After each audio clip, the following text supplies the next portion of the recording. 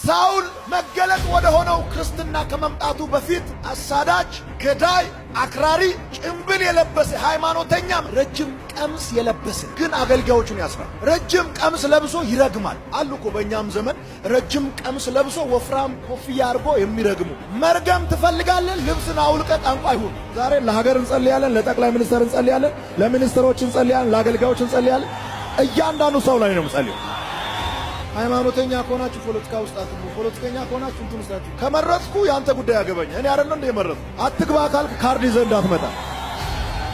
ስለ ኢትዮጵያ ጉዳይ ያገባኛል። ስለ ኢትዮጵያ ጠቅላይ ሚኒስተር ጉዳይ ያገባኛል። እኔን እየመራ ያለው የሀገሬ ጠቅላይ ሚኒስተር ዶክተር አብይ አህመድ እንዲረገም አልፈልግም። እንዲባረክ ነው የሚፈልገው።